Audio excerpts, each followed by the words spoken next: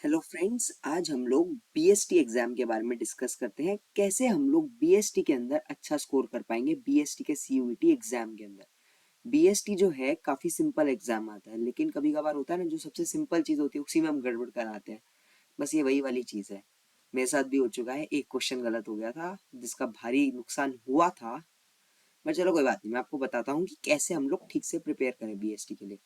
BST में जो है हमें सबसे पहले तो अपनी एनसीईआरटी और जो भी आप रेफरेंस बुक फॉलो कर रहे हो उसमें से सिलेबस कंप्लीट करना है और ट्राई करना है। एक कोई भी ओसवाल की भी आती हैं और ऑथर्स की भी आती हैं, कोई बुक परचेज कर लो एमसीक्यूज की, या फिर एक ऑनलाइन टेस्ट सीरीज परचेज कर लो और ट्राई करो कि आप जो भी चैप्टर कंप्लीट कर रहे हो उसके बाद एक टेस्ट सीरीज को सॉल्व करो।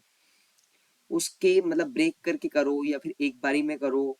जैसे कि बीएसटी एग्जाम होगा तुम्हारा बोर्ड्स का भी, उससे पहले ये अभी प्री बोर्ड्स भी चल रहे होंगे, उसके बीच में भी गैप्स आएंगे, तो कभी भी कोई बीएसटी के 2-3 चैप्टर्स किए तो कुछ भी इंपॉर्टेंट क्वेश्चंस उठा के, एक लॉट ऑफ क्वेश्चंस उठा के सॉल्व किया। क्योंकि क्या है ना, वैसे तो सिलेबस सेम ही है, बट सबसे इंपॉर्टेंट यहाँ पे चीज आ जाती है प्रैक्टिस की। तो अगर आपकी प्रैक्टिस नहीं हुई ना एमसीक्यूज की, तो होगा क्या, पेपर भी टाइमली कंप्लीट हो जाएगा बट मिस्टेक्स के चांसेस बहुत ज्यादा बढ़ जाएंगे। मतलब ऐसा नहीं होता पेपर लंबा होता है प्रैक्टिस चाहिए, नहीं, सिर्फ एक्यूरेसी के लिए प्रैक्टिस चाहिए कि जो आप पढ़ा है, जो आपने पढ़ा है और जो आप मार्क कर रहे हो वो चीजें सेम तो हैं। कहीं आप जल्दी जल्दी में आके कुछ गड़बड़ तो नहीं कर रहे। आपको पता तो है ना आपको टाइम कैसे मैनेज करना है। ये सारी चीजों को समझने के लिए हमें टेस्ट सीरीज प्रैक्टिस करनी है। बाकी आपका मेजर जो फोकस होना चाहिए वो सिलेबस का मैक्सिमम कंटेंट को ग्रास्प करके लर्न करके माइंड में फिट करना है। क्योंकि आपने देखा होगा बीएसटी में जो चीजें हैं, जो पॉइंट्स है, वो बहुत ज्यादा क्लोज होते हैं आपस में। दोनों का जो मीनिंग होता है उनके बीच में बहुत थिन लाइन का डिफरेंस होता है। अगर ये थिन लाइन का डिफरेंस आपको नहीं समझ आएगा ना, तो वहां जाके यही होगा कि ये होना चाहिए था, ये होना चाहिए था, ये डबल माइंडेडनेस होगी। और उसके अलावा बीएसटी में ना कुछ ऐसे चैप्टर्स हैं जो ट्वेल्थ के लिए तो कट हैं लेकिन सीयूईटी में आते हैं। तो आपको ये हमेशा ध्यान रखना होगा कि जो भी सिलेबस कट है ना, उसको भी एक बार गो थ्रू कर लो, मतलब सीयूईटी का सिलेबस चेक करके उसको भी पढ़ लो, जो जो आने वाला है और आपको नहीं दे रखा है क्लास 12 के लिए। क्योंकि फिर वो वाला पार्ट जो होता है ना, नॉर्मली बच्चे उसमें ग्रिप लूज करते हैं। जैसे एंटरप्रेन्योरशिप का चैप्टर है जो क्लास 12 में है नहीं, लेकिन सीयूईटी में पूछते हैं। तो ट्राई करो कि पहले ही उसको लर्न करके रखो, पहले ही उसको प्रैक्टिस करके रखो, ताकि बाद में आके दिक्कत ना है।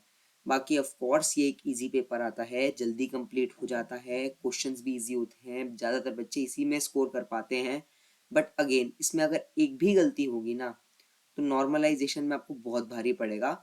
क्योंकि सीयूईटी में ऑलमोस्ट होता क्या है कि क्वेश्चन इजी आते हैं, बच्चों ने बीएसटी अच्छे से पढ़ी होती है, तो काफी बच्चे प्रैक्टिस करके आते हैं, तो बहुत ऐसे बच्चे मिलेंगे जिनके 200 में से 200 आ गए, 200 में से 200 आ गए। तो जैसे ही आपका एक कट हो गया ना, तो आपकी परसेंटाइल बहुत ज्यादा ड्रॉप हो जाती है। इसकी वजह से आपका जो नॉर्मलाइजेशन प्रोसीजर में उल्टे चले जाते हो। तो अगर पेपर मतलब आसान आने वाला है, आपके बेसिक्स क्लियर हैं, तो एमसीक्यूज की तरफ शिफ्ट करो, नहीं तो अपने बेसिक्स क्लियर करो।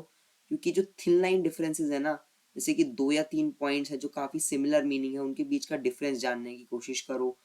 ब्लाइंडली रट्टा मत मारो, उसके अंदर का कंटेंट को अच्छे से ढूंढो, तभी कुछ हो पाएगा। बाकी अब सीयूईटी पास में ही है, बोर्ड्स पास में ही है, 4-5 महीने की मेहनत है।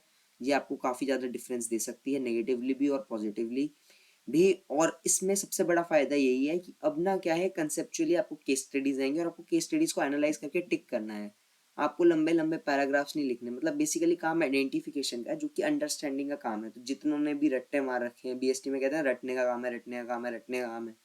तो इस बार काफी डिफरेंट होने वाला है। तो जिस बच्चे ने अच्छे से समझा हुआ है कंसेप्ट और जिस बच्चे ने रटा हुआ है, उनके शायद बोर्ड्स में तो मार्क्स में ज्यादा डिफरेंस नहीं होगा, लेकिन सीयूईटी में डेफिनेटली डिफरेंस होगा। तो मेरा तो यही रिकमेंडेशन होगा, रटने की जगह समझो, प्रैक्टिस करो, टेस्ट सीरीज परचेज करके सॉल्व करो।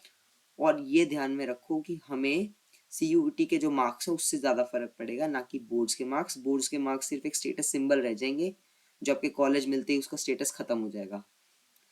तो फोकस हमेशा सीयूईटी पे होना चाहिए और कंटेंट लर्निंग पे होना चाहिए, तभी आप अच्छा कर पाओगे।